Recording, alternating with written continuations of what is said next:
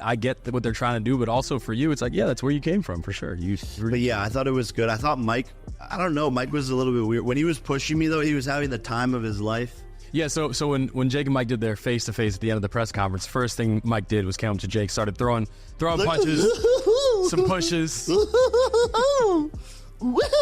He's like giggling and smiling and Jake Paul reacts to Floyd Mayweather training Mike Tyson for their fight. Tyson has entered a phase in his life where a few well-chosen words can leave you as through offering a glimpse into his profound understanding of the world as he approaches 60. Some are voicing their concerns about his decision to step back into the ring this time. He'll face a much younger opponent with serious knockout power, an amateur boxer, but no less formidable. Even if I don't know you, that's how I look at people. They're all capable of you. So I look at them at that, and I my objectives like that. So they're capable of. I don't sleep on them. I'm not overconfident with anybody in life. Logan Paul might be overlooking who he's addressing or hasn't caught the training footage. Yet, Tyson recently appeared on the Impulsive podcast to discuss his upcoming bout with Jake Paul. Logan perhaps believed he was voicing a shared concern when he questioned the readiness of a nearly 60-year-old Mike Tyson. Mike Tyson caught wind of Logan's claim that Jake is a killer, and the concern in his voice was clear. But what really stood out was Logan's advice to Mike: take Jake Paul seriously now. If there's one thing we know, it's that when Mike Tyson locks in, things get real fast. If Mike takes this challenge to heart, Jake Paul might be in for night. He won't soon forget Mike Tyson mentioned that he was fearful of his 13-year-old son, explaining that his 58 years of experience had taught him that anyone is capable of killing. He reflected on his life, stating that from the way he had lived and what he had seen, he believed that anyone had the capability to kill, which made him feel apprehensive. Tyson added that this perspective was shaped by his life experiences and the people around him who he believed were all capable of such acts. Fearful of my 13-year-old son. And this is what I learned through my 58 years of experience. What my experience is, that anyone's capable of you. In my life and the way I lived my life and what I've seen, anyone's capable of you. So you should be apprehensive for anyone. That's just my life, the life that I live. Everyone around me, anybody I know is capable of killing. Now, does that response seem like it's coming from someone who doesn't take fighting seriously? A prime example of how intensely Mike Tyson engages in fight talk can be seen during one of his appearances on Joe Rogan's podcast, when Mike described the adrenaline rush of stepping into the ring. You could see the fire in his eyes, discussing his passion for boxing, clearly revs him up. Those videos showcasing his terrifyingly powerful prime are all out there. Maybe Jake Paul missed them. Mike handled the conversation with a calm confidence that shows he's fearless. When Logan repeated himself telling him that he cares about his well-being, Mike added that he would be splendid, but thanked others for worrying about. I think that's how you have to go into this fight. What do I know, but I just know Jake, man, and like, I just want to make sure you're okay. Well, I'm gonna be splendid. Yeah. Thank God. I appreciate you worried. Yeah, it's gonna be a good night, man. Since the fight was announced, the matchup has ignited intense debate, with many citing the 30-year age difference and Tyson's extended absence from the ring as grounds to challenge the bout's credibility. Apprehensions intensified when Tyson experienced a mid-air medical emergency earlier this year, raising questions about his fitness. For the upcoming bout, however, both teams stayed the course, rescheduling the fight from its initial July 20th date to November 15th. Tyson took aim at his detractors during a recent visit on Logan Paul's well-liked podcast, Impulsive, when co-host Mike Mock challenged him to address the skeptics. Questioning his capability to face Jake Paul, Tyson didn't mince words. Locking eyes with the camera, the boxing icon delivered an ominous stare. Tyson said, "If you think I'm too old for this fight, you need to come tell me in my face."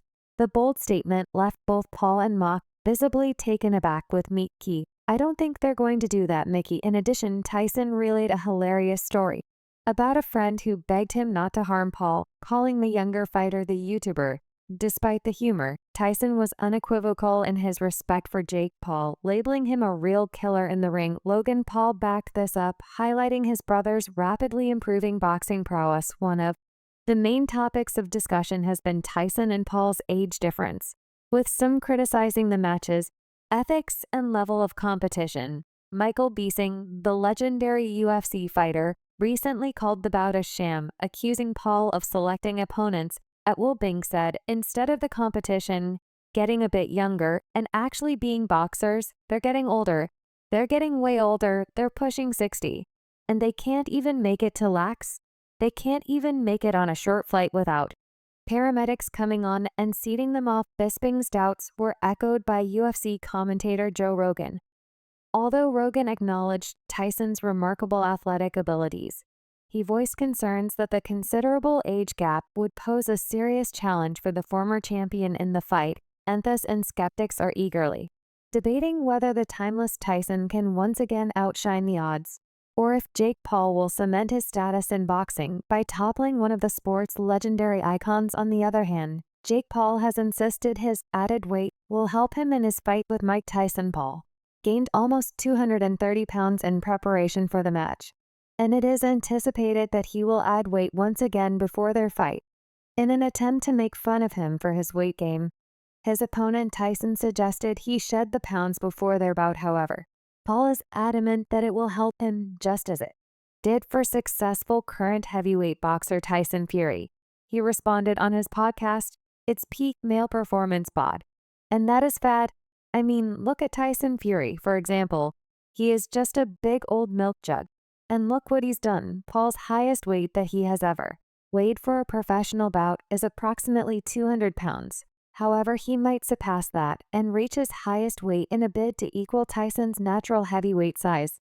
His opponent is in far worse shape than when he was at his best, and is far from being in top physical shape in his prime. Tyson was naturally large and powerful, but he started to lose ground before he retired in 2005. Since then, he has only fought once, facing off against Roy Jones Jr. in an exhibition match. However, training footage makes it evident that his power remains as formidable as ever because of his increased girth. Paul has boldly declared that he can equal the legend's vicious punching power. He said, "I know I will be able to match his power. I'm a natural-born heavyweight.